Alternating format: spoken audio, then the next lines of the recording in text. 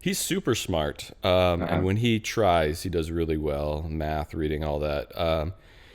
He just doesn't love school. And Mm. I personally feel like school is completely designed for girls. Well, we're gonna clip this right here, so this is great. That's all I needed from you, Jason. We'll see you next time. I really believe that. And it's not like a sexist thing or anything. I No. just feel like men and boys learn completely different than women do. And I feel like school, the way that it's set up and you having to sit in one spot for a really long time and do a ton of worksheets, I just don't think most guys' brains work that way. I feel like that's No. girls learn really well that way. And you can actually see a shift in today's like employment that a lot more women are excelling in math and science and becoming more doctors.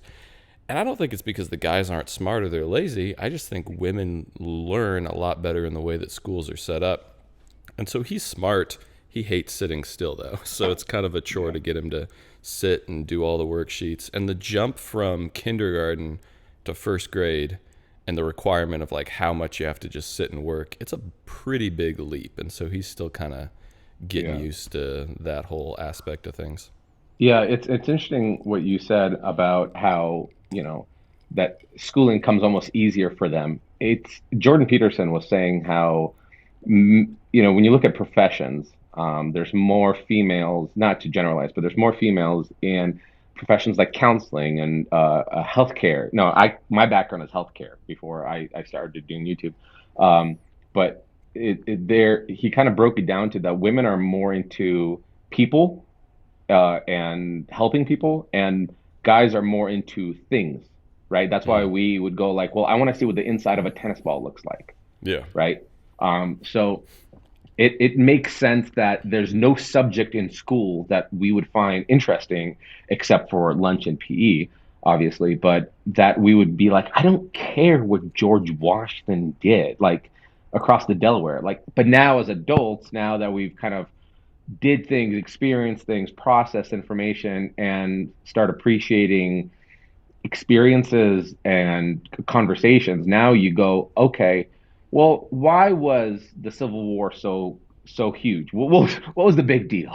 You know what I Yeah. mean? So Yeah. you find, and it becomes so much more fun. I mean, listen, I feel like I've learned more. Like I just finished. I said Civil War. I just finished one of the Audible books on the Civil War, the American Civil War, and I think from this one audiobook, I think I learned more about the Civil War and had more interest on the topic than if I was to do redo high school 10 times over again, right? Oh, for sure.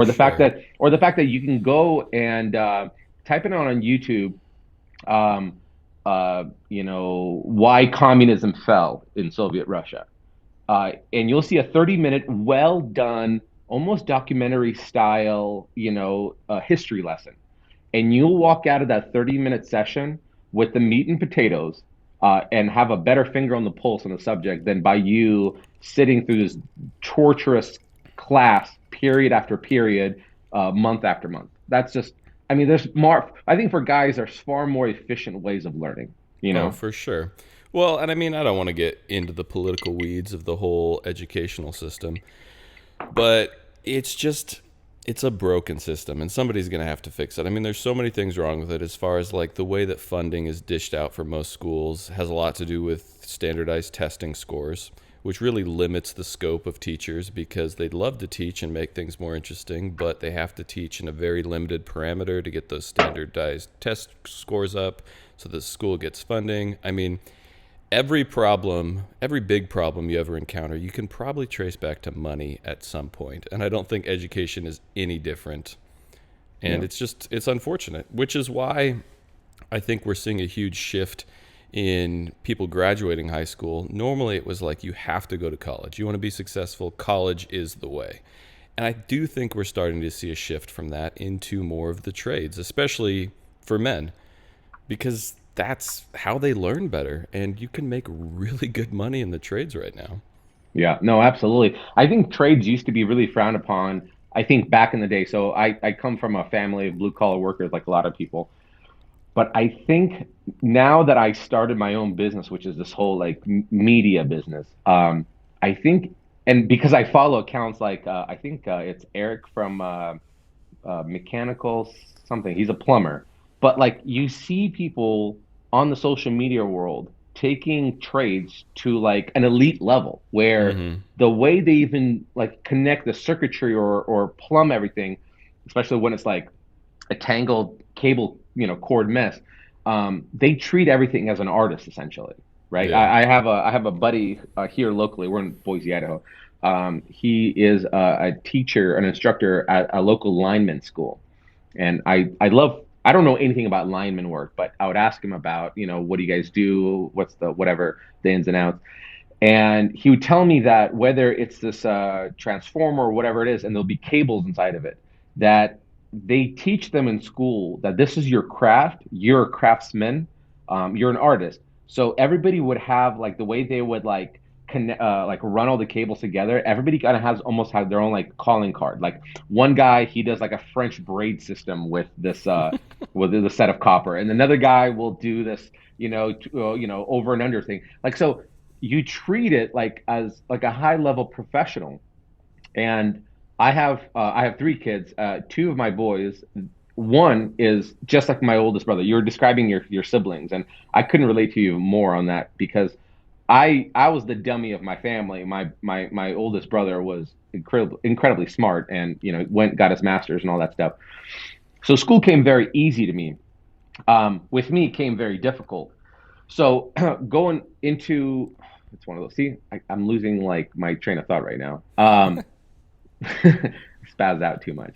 Got to pump brakes on it. Where was I going with this?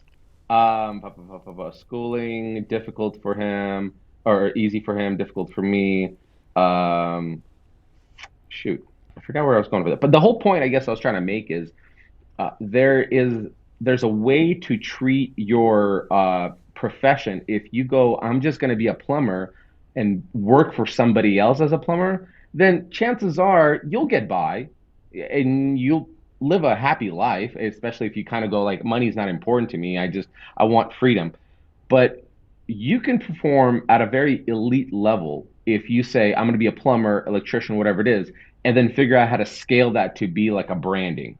Mm-hmm. And I think we see that on social media, and I think that should be a very motivating factor, which, like with my boys, oh, I guess I see now where I was coming from this. Like, I see the relationship. My oldest son is exactly like my brother and my dad, who did like, were on math clubs and all that stuff. I didn't have that. So then my middle boy, he can't concentrate to save his life, but he's exactly like me. Nobody ever taught him how to use his brain. I Yeah. remember I got a prescription for Adderall finally. You mentioned uh, uh, what were you taking? Well, in middle school, I was taking Ritalin, but now Ritalin. Yeah, I'm all about the Adderall, man. Addie's We can baby. talk about how that's a life changing drug here in a second. Hey, thanks for watching our Next Door Neighbors podcast. And be sure to capture the full episode anywhere podcasts are streamed and including our YouTube channel, Next Door Neighbors.